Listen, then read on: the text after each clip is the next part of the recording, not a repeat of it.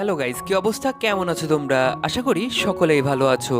Football খেলা পছন্দ করে কিন্তু পেলেকে চেনে না এমন মানুষ হয়তো বা এই দুনিয়াতে একজনকেও খুঁজে পাওয়া যাবে না। আর আজকে তোমাদের সাথে ফুটবল ঈশ্বর খ্যাত লিভিং লেজেন্ড পেলের বায়োগ্রাফি নিয়ে তৈরি কিছু সিনেমা পেলে the birth of A legend সিনেমাটি এক্সপ্লেন করতে যাচ্ছি। তো চলো বেশি দেরি না করে শুরু করা যাক আজকের এক্সপ্লেনেশন ভিডিও।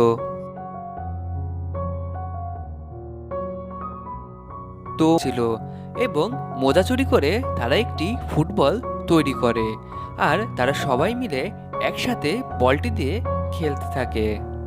কিন্তু দেখা যায় ডিকো সবার থেকে আলাদা এবং তার পা থেকে একদমই বলটি মাটিতে পড়ছিল না।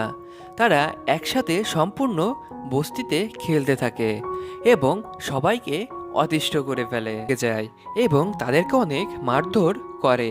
এখানে বলে রাখা ভালো যে ডিকোর মা ফুটবল খেলা মোটেও পছন্দ করতো না, কেননা ডিকোর বাবাও একজন প্রফেশনাল ফুটবলার ছিলেন।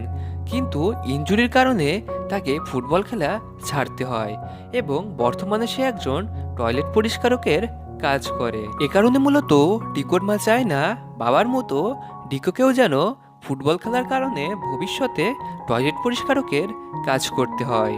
বসে গেছে। অন্যদিকে দেখা যায় ডিকো এবং তার বন্ধুরা মিলে বাড়ির চালের উপর বসে খেলা শুনছে।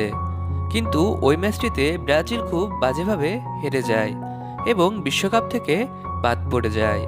আর এটা দেখতে চায়, কিন্তু তাদেরকে ডিকো কনভিন্স করে এবং বলে এটাই আমাদের বৈশিষ্ট্য, আমরা এভাবে খালি পায়েই খেলবো।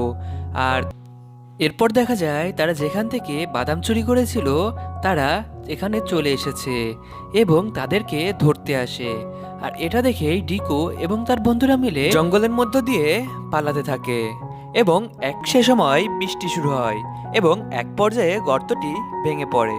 কিন্তু সেখান থেকে ডিকো বেরোতে পারলেও ডিকোর বন্ধু বেরোতে পারে না এবং সেখানেই সে মারা যায়। আর তার বন্ধু এবং তার কারণেই তার বন্ধু মারা গিয়েছে এটাই সে মনে করতে থাকে। আর ডিকোর মা ডিকোকে সান্ত্বনা দিতে থাকে যেন ডিকো আবারও সেই সাধারণ লাইফে ফিরে আসতে পারে। তবে দেখা যায় যে ডিকো সারাদিন ফুটবল খেলা ছাড়া কিছুই বুঝতো না, সেই ডিকো তার ফ্রেন্ডদের সাথে ফুটবল খেলাও ছেড়ে দিয়েছে। আর এটা দেখে ডিকোর বাবা ডিকোকে মোটিভেটেড করার চেষ্টা করেন। তিনি ডিকোকে শেখাতে থাকেন কিভাবে একটা পাকা আম দিয়ে বলের মতো করে দেখা যায় সে এই পাকা আমগুলোকে খুব সুন্দরভাবে কন্ট্রোল করতে পারছে।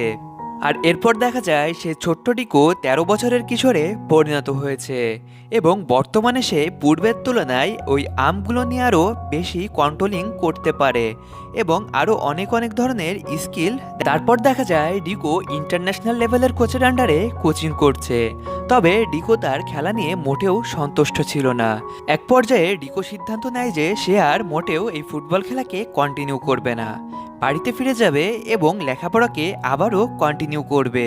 আর বাড়িতে যাওয়ার উদ্দেশ্যে ডিকো যখন ট্রেন স্টেশন যায় তখন সে রেল স্টেশনে সান্তোস ক্লাবের একজন লেজেন্ডারি ফুটবলারকে দেখতে পায় এবং সে ডিকোকে প্রশ্ন করে তুমি এখন কোথায় যাচ্ছ। তখন ডিকো বলে আমার দ্বারা ফুটবল খেলা কোনোভাবেই সম্ভব নয়, তাই আমি বাড়িতে ফিরে যাচ্ছি এবং বাড়িতে গিয়ে আমি আবারও লেখাপড়া শুরু করব, যাতে করে আমার বাবার মতো আমাকেও টয়লেট পরিষ্কারের কাজ না করতে হয়। আর এটা শুনে সেই ফুটবলার ডিকোকে বলে তুমি মূলত যে স্টাইলে খেলে থাকো সেটা পুরাতন হলেও অনেক কার্যকারী, তোমার খেলার স্টাইল হলো জিঙ্গা স্টাইল। মূলত যখন কৃষ্ণাঙ্গদেরকে জোর করে ধরে কাজ করানো হতো তখন জিঙ্গা নাম করে একজন মার্শাল আর্ট তাদেরকে বাঁচানোর জন্য বিভিন্ন স্টাইলে তাদের সাথে ফাইট করত এবং পরবর্তীতে যখন এই স্টাইলগুলো ফুটবলের পর সে ডিকোকে বলে দেখো বাকিটা তোমার উপর, তুমি কি আসলেই ফুটবল খেলাটাকে চালিয়ে যেতে চাও নাকি ফুটবল খেলা ছেড়ে দেবা সেটা তোমার উপরই নির্ভর করবে। আর এটা বলে সে সেখান থেকে চলে যায়।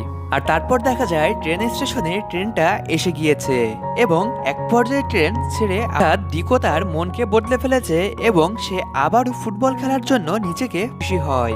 আর এখন সময় আসে ডিকোর বাড়ি ছেড়ে বিশ্বকাপ খেলার উদ্দেশ্যে রওনা দেওয়ার।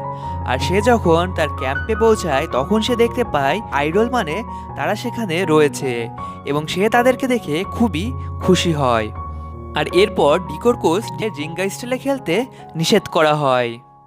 তারপর প্রস্তুতি ম্যাচ শুরু হয়। সেখানে দেখা যায় ডিকো তার কোচের কোনো কথা না শুনেই সে জিঙ্গা স্টাইলে খেলতে থাকে।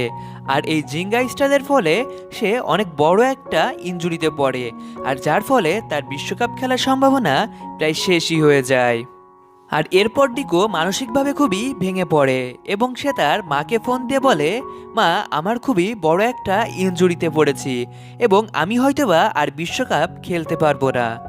আর তার সাথে সাথে তার মাকে আরও বলে, আমার ভুল হয়ে গিয়েছে যে আমি ফুটবল খেলতে চেয়েছিলাম, আমার অবশ্যই উচিত ছিল স্কুলে যাওয়া।